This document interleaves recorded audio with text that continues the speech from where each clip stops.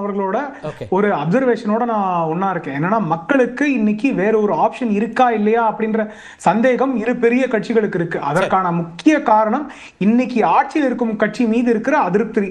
அதனால அந்த ஓட்டு எங்க போகும் அப்படின்ற அந்த கன்ஃபியூஷன் இருக்கு. அதை பிளான் பண்றதுதான் தேவையாக இருக்கிறது. தேசிய அளவுல ஒரு மாடல் இருந்துச்சு ராமசாமி. தேசிய அளவுல அப்போசிஷன் ரொம்ப வீக்காவும் டிவைடடாவும், வீக்னு கூட நான் சொல்ல, டிவைடடா இருக்கும்போது அது என்னவாகும் அப்படிங்கிறதுக்கான உதாரணத்தை நம்ம 3 தேர்தல்களா தேசிய அளவில் பார்க்கிறோம். உங்க கவனத்துக்கு அது அப்படி இருந்தா கூட இன்னைக்கு அதற்கான முதல் காரணம் எங்கிருந்து ஆரம்பிக்குது? அப்போ இன்னைக்கு ரூலிங் பார்ட்டி மக்களுக்கு என்ன தேவையோ அதை செய்யவில்லை அப்படின்ற அந்த முற்றுப்புள்ளியில இருந்து ஆரம்பிக்குது. அதுதான் B all and end all. DMK மக்களுக்காக இன்னைக்கு எதுவுமே செய்யல அப்படின்றதுதான் பிரச்சனை. அதுல இருந்து ஆரம்பிச்சு அதை எப்படி ஸ்ட்ரெங்தன் பண்ணணும்ன்றது அஇஅதிமுகவும் பாஜகவும்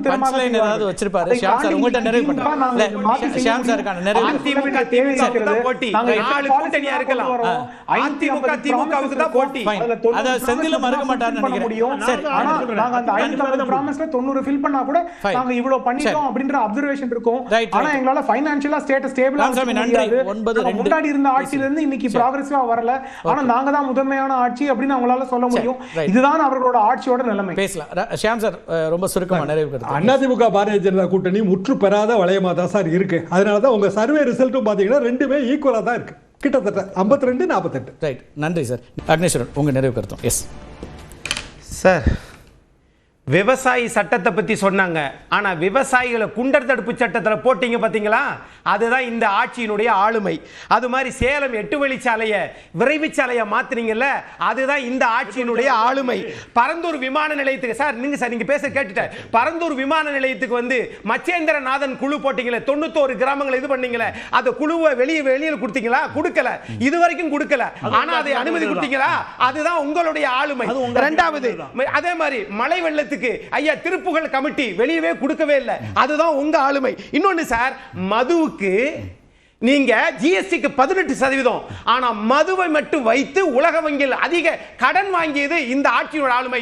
மதுக்கு எத்தனை சதவீதம் வரி போடுறாங்கன்னு சொல்லுங்க செந்தில் சார். அந்த மதுவை டாஸ்மாக் சொல்ல சார், எத்தனை சதவீதம்? 200% மதுவுக்கு வரி போட்டு மாநில அரசு மக்களை 48,000 கோடிக்கு குடிக்க வைக்கிற ஆட்சி இந்த ஆட்சி. இது ஆளுமையான ஆட்சி. வரி குறைக்கணும்ங்கறீங்களா? என்ன சார், மதுவுக்கான வரியை குறைக்கணும். வரியை குறைச்சா கொஞ்சம் குடிப்பாங்க. அப்படினா தடைகளை குறைப்பேன்னு சொன்னது ஆட்சிக்கு வந்த உடனே மதுவை குடிக்க வச்சது திமுக. இத வச்சு உலக வங்கியில கடன் வாங்குனது இந்த ஆட்சி. 4 பங்குல 1 பங்கு மதுவுல இருந்து வருமானம் வருது. இது ஆளுமையான ஆட்சின்னு செந்தில்வேல் சார் சொல்றாருன்னா மக்கள் பார்த்துட்டு இருக்காங்க. லாஸ்ட் வார்த்தை, டாஸ்மாக் என்ற நிறுவனத்தை தொடங்கியவர் எம்ஜிஆர்.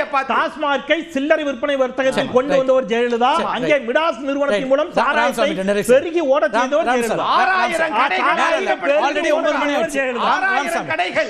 ரைட், திமுக அதிமுக திமுக 6000 கடைகள் ஆல்ரெடி செய்திக்கான நேரத்துல பேசுறது ஒண்ணு, கொண்டு வந்தது யாரு? பேசுறது ராமாயணம், இது பெருமாள் கோயில். அதுதான் திமுக பேசலாம். இல்ல சார் வந்து இதயா சார் ஆளுமையை பற்றி பேசினார். அவர் அக்னி வந்து ஏன் பக்கம் வந்துட்டாரு. வந்து நேரா எங்க போய் வண்டின்னு பாட்டினார்னா ஸ்டாலின் அவரோட வினைக்கினார். எது ஆளுமை அப்படின்னு கேட்டார். சரி, சிஏஏ சட்டத்தை ஆதரித்து வாக்களித்து விட்டு அதன் பிறகு சிஏஏ சட்டம் வந்து ஒரு பாதிப்பு இல்லைன்னு சொல்லிட்டு அப்புறம் சிஏஏ சட்டம் ரத்து செய்யப்பட்டவுடன் அதை வரவேற்றாரல்லவா எடப்பாடி, அதன் பேர் ஆளுமை அல்ல. என்ஆர்சி ஆதரிச்சுட்டு அப்புறம் இல்லை அப்படின்னு திரும்ப பெறும்போது அதுக்கு வேற ஒரு டோன் எடுத்தார்ல. நீங்க வேளாண் சட்ட திருத்த மசோதாவை என்ஆர்சி திமுக வேளாண் சட்ட திருத்த மசோதாவை ஆதரித்து வாக்களித்த காரணத்தினால்தான் அது நிறைவேறியது. எந்த பாதிப்பு இல்லை, நல்ல சட்டம்னு சொல்லிட்டு அதன் பிறகு அந்த சட்டம் திரும்ப பெற்றவுடன் அதையும் ஆதரிச்சார்ல எடப்பாடி, அது ஆளுமை இல்லை. தமிழ் படிக்காட்டாலும் தமிழ் தெரியாவிட்டாலும் தமிழில் தேர்வு எழுதாட்டாலும் இங்கே அரசு வேலைக்கு வரலாம்னு சொன்னாங்கல்ல கடந்த அஇஅதிமுக ஆட்சி காலத்தில். இப்போ அம்மையார் இறந்த பிறகு அதன் பேர் ஆளுமை அல்ல. முத்தலாக் தடை சட்டத்தை மக்களவையில் ஆதரிச்சுட்டு மாநிலங்களை ஆதரிக்கிறதா இல்லையான்னு தெரியாமல் மண்டகுளம் நின்னாங்கல்ல அதிமுக, அதன் பேர் ஆளுமை அல்ல. திருப்பரங்குன்ற விவகாரத்தில் என்ன ஸ்டாண்ட் எடுக்கிறதுனே தெரியாமல் நின்றுட்டு இருக்கிறாங்கல்ல, அதன் பேர் ஆளுமை அல்ல. மாறாக திருப்பரங்குன்ற விவகாரத்தில் நீதிமன்றமே சொன்னாலும் we will face the consequences ஒரு முதலமைச்சர் சொன்னார்லே, அது ஆளுமை. சிஏஏ, என்ஆர்சி, முத்தலாக் தடை சட்டம் தமிழில் இங்கே படித்தா தான் அரசு வேலை எழுத முடியும்னு கொண்டு வந்தது, வேளாண் சட்ட திருத்த மசோதாவை மிக உறுதியாக எதிர்த்தது, இதெல்லாம் ஸ்டாலினுடைய ஆளுமை.